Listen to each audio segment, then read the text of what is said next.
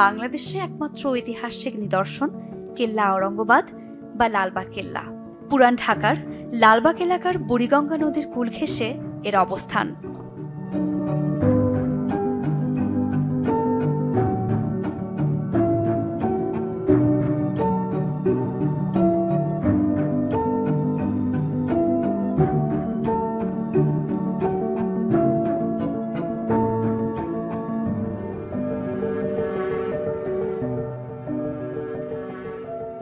প্রতিদিন দেশি বিদেশি দর্শনার্থীদের পদচারণায় মুখরিত হয়ে ওঠে প্রাচীন ইতিহাস ও সভ্যতার এই নিদর্শনটি।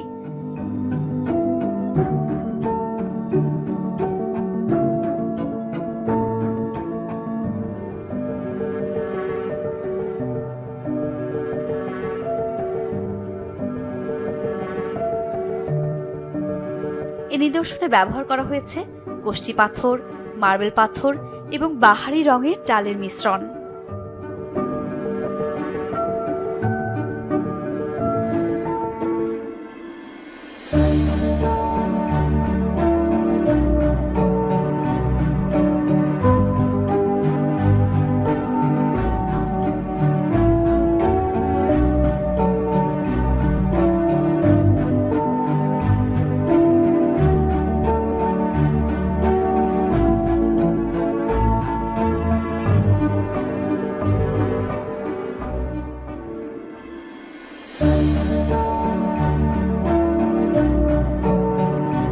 লালবাগ কেল্লায় প্রবেশের পর দেখা মিলবে সুন্দর ফুলের বাগান ও একাধিক প্রস্রবনের। তবে বিশেষ কিছুদিন ব্যতীত প্রস্রবনগুলো বন্ধ থাকে।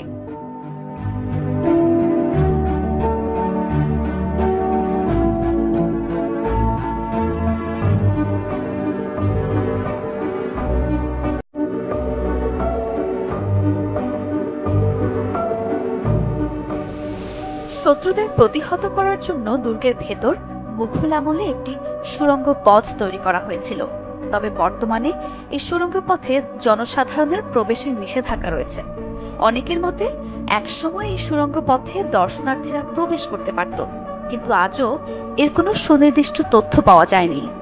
সুড়ঙ্গ পথ প্রসঙ্গে কথিত আছে, লালবাগ কেল্লা মানে মুঘল আমলে নির্মিত একটি সুরক্ষিত দুর্গ। প্রায় তখন শত্রু সৈন্যরা মগ পর্তুগিজরা এসে এই নদীপথে এবং ঢাকা নগরীতে আক্রমণ করত, সম্পদ লুণ্ঠন করত। এই শত্রুদের প্রতিহত করার জন্য নগরবাসী এবং নগরকে সুরক্ষিত রাখার জন্যই মুঘল সম্রাটগণ এই দুর্গের সুড়ঙ্গ পথ নির্মাণ করেন।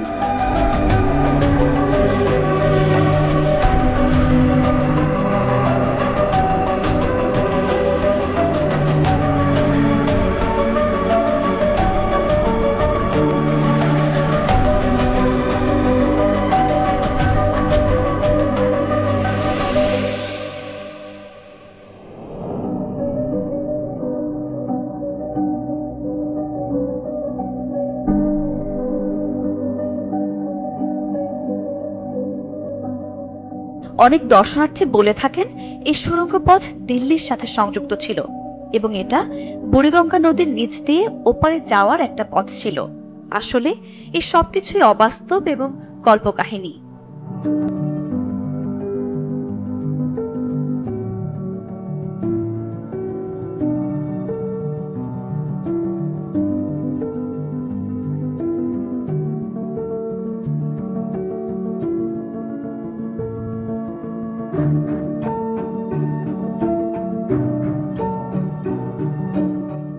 দুর্গে দর্শনার্থীদের দেখার জন্য বর্তমানে 3টি স্থাপনা রয়েছে: পরিবিবির সমাধি, হাম্মামখানা বা দরবার হল এবং 3 গম্বুজ মসজিদ।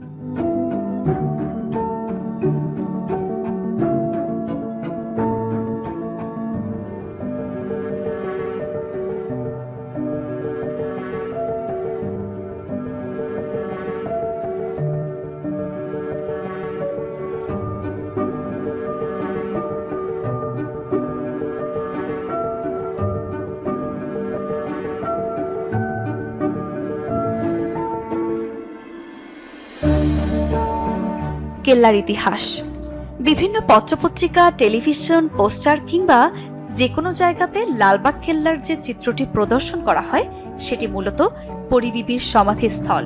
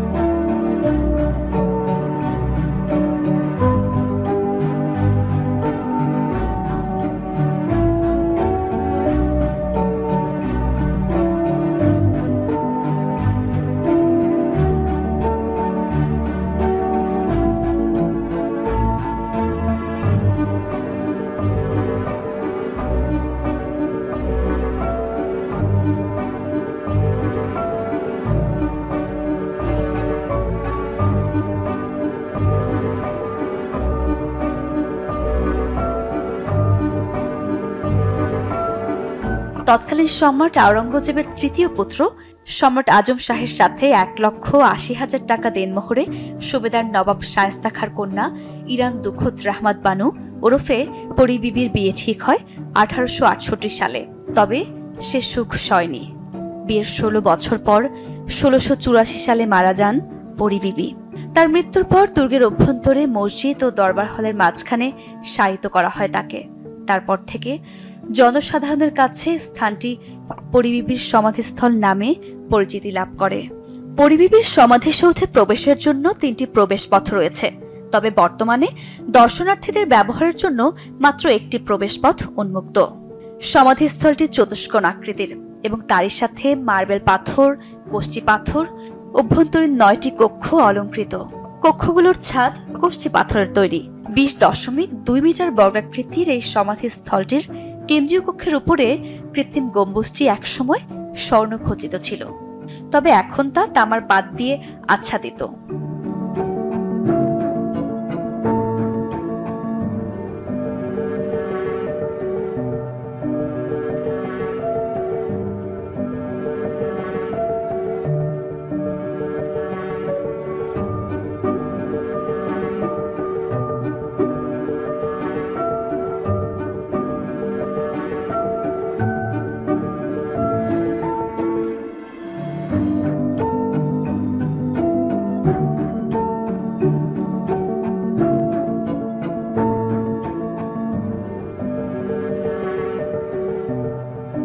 লালবাগ দুর্গের প্রাণকেন্দ্র দিওয়ানি আম নামের দরবার হল বা হাম্মামখানা।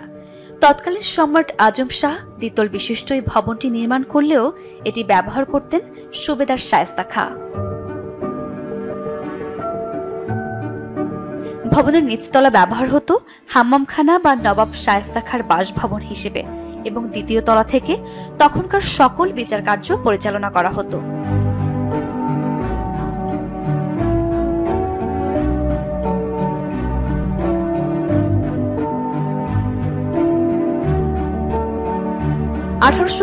সালে নবাব শায়েস্তা খাঁ শাসনতন্ত্র থেকে বিদায় নিয়ে অবসরে যাওয়ার পর দুর্গের মালিকানা উত্তরাধিকারীদের ওয়াকফ করে আগ্রায় চলে যান।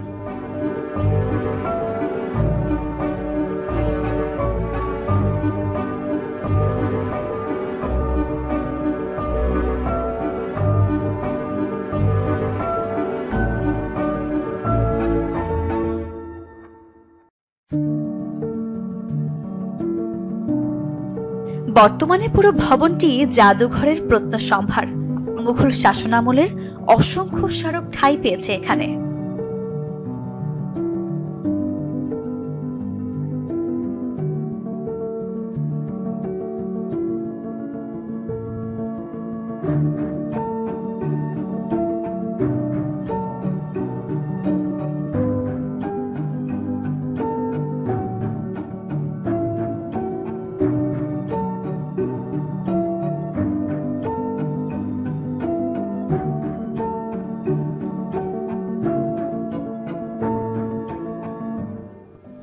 ভবনের প্রবেশপথে বিদ্যমান মুঘল আমলের কামান দৃষ্টিগোচর হয় যে কোনো দর্শনার্থীর। হাতে লেখা কোরআন শরীফ, তাফসির, দিওয়ানি হাফিজ নামে কাব্যগ্রন্থ, আকবরের শাহী ফরমান ও পরোয়ানা সহ বিভিন্ন গ্রন্থ, পাণ্ডুলিপি এবং মুঘল চিত্রকলার নানা নমুনা এই জাদুঘরের অমূল্য সম্পদ। তাছাড়াও শায়েস্তা খাঁর আমলে ব্যবহৃত নানা জিনিসপত্র, বিভিন্ন যুদ্ধাস্ত্র, পোশাক ও তখনকার প্রচলিত মুদ্রাও নজর কাড়ে পর্যটকদের। তবে জাদুঘরে প্রবেশের জন্য কোনো টিকিটের প্রয়োজন নেই, যে কেউ পরিদর্শন করতে পারে।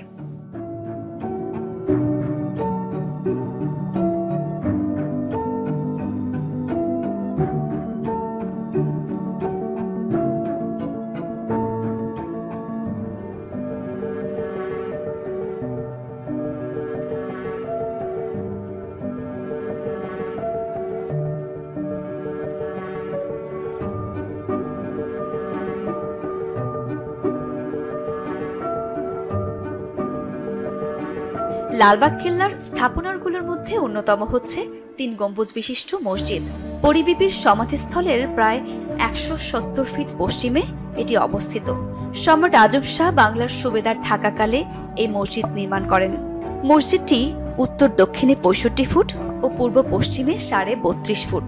মসজিদের পশ্চিমে কিবলামুখ জুড়ে রয়েছে 3টি অবতল মেহরাব। মসজিদের ছাদের মাঝখানে বড় একটি এবং দুপাশে 2টি ছোট গম্বুজ রয়েছে।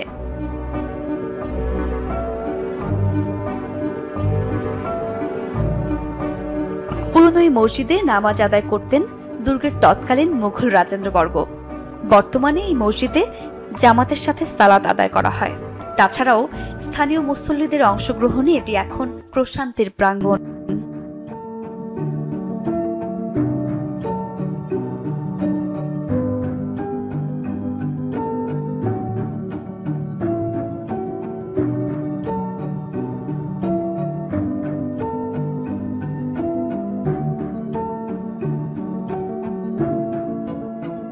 জানা যায়, তাজমহল নির্মাণে বিশ্বমহলে ব্যাপক সমাদৃত শাহজাহানের দৌহিত্র ও সম্রাট আওরঙ্গজেবের তৃতীয় শাহজাদা সম্রাট আজম শাহ 1678 সালে দুর্গের উদ্যোগ ও নির্মাণ কাজ শুরু করেন।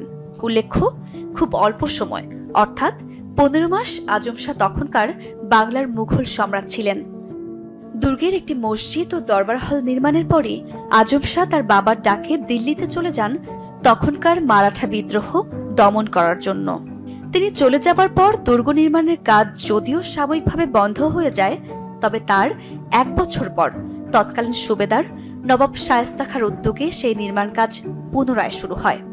কাজ শুরু হওয়ার প্রায় 4 বছর পর 1684 সালে নবাব শায়েস্তা খাঁর কন্যার মৃত্যুতে দুর্গের নির্মাণ কাজ আবারও বন্ধ হয়ে যায়। অতঃপর নির্মাণ কাজ আর সামনে এগোয়নি। দুর্গ নিয়ে সবার মাঝে বিরূপ ধারণার সৃষ্টি হয় এবং একে সবাই দুর্ভাগ্যের কারণ ভাবতে শুরু করে।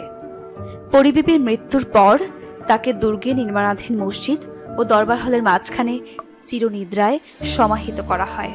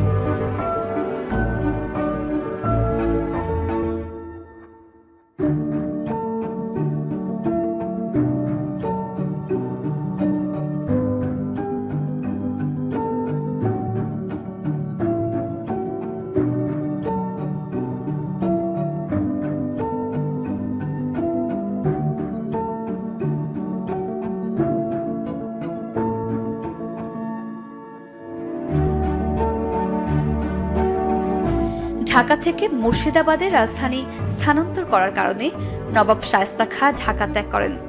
রাজকীয় এই মুঘল আমল সমাপ্ত হওয়ার পর দুর্গটি পড়ে থাকে। 1844 সালে এলাকাটির প্রাচীন নাম আওরঙ্গাবাদ পরিবর্তিত হয়ে লালবাগ হয়। এক্ষেত্রে অনেকের মতে এলাকার নাম লালবাগ হতে দুর্গটি লালবাগ দুর্গ হিসেবে বেশ পরিচিতি পায়।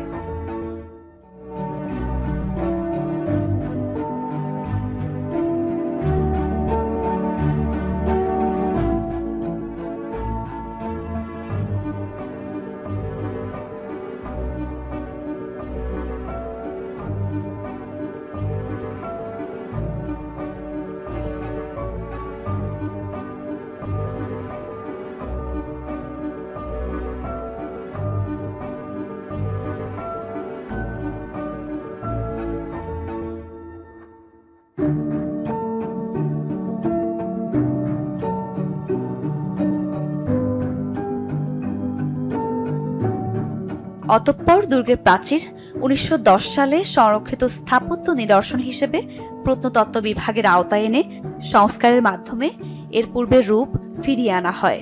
কাল ও মাসভেদে লালবাগ কেল্লা পরিদর্শনের সময়সূচি পরিবর্তিত হয়। এপ্রিল সেপ্টেম্বর মাসে সকাল 10টা থেকে সন্ধ্যা 6টা পর্যন্ত এবং অক্টোবর মার্চে সকাল 9টা থেকে বিকেল 5টা পর্যন্ত কেল্লা খোলা থাকে। উল্লেখ্য, সোমবার দুপুর 2টা থেকে কেল্লার ফটক খোলা থাকে। উল্লেখিত দুই সময় দুপুর 1টা থেকে 1টা 30 মিনিট পর্যন্ত এবং শুক্রবার 12:30 থেকে বিকেল 3টা পর্যন্ত এটি বন্ধ থাকে। তাছাড়াও সাপ্তাহিক ছুটি রবিবার ও সরকারি যে কোনো বিশেষ দিবসে কেল্লা বন্ধ থাকে। লালবাগ দুর্গে প্রবেশের জন্য টিকিট কাউন্টার থেকে প্রবেশ টিকিট সংগ্রহ করতে হয়। বাংলাদেশি নাগরিকদের জন্য জনপ্রতি টিকিট মূল্য 20 টাকা এবং বিদেশি নাগরিকদের জন্য গুনতে হয় 200 টাকা। 5 বছরের নিচে ছোট বাচ্চাদের টিকিটের প্রয়োজন নেই। কিভাবে যাবেন লালবাগ দুর্গে? যাওয়ার জন্য বেশ কিছু পথ রয়েছে। যে কোনো একটি পথ অবলম্বন করে খুব সহজেই যাওয়া যাবে সেখানে। প্রথমত, বাংলাদেশের যে কোনো প্রান্ত থেকে ঢাকার গুলিস্তান গোলাপ শাহের মাজার আসতে হবে। সেখান থেকে লেগুনা বা টেম্পু অথবা রিক্সা যে কোনো একটাতে চড়ে যাওয়া যাবে লালবাগ কেল্লায়। দ্বিতীয়ত, ঢাকার নিউ মার্কেট, শাহবাগ কিংবা আজিমপুর বাসস্ট্যান্ড এলাকায় এসে সেখান থেকে রিক্সায় চড়ে যেতে পারবেন লালবাগ কেল্লায়, আর নিজস্ব গাড়িও ব্যবহার করতে পারেন। সবাই নিয়ম মেনে ভ্রমণ করুন এবং সবার ভ্রমণ আনন্দময় হোক।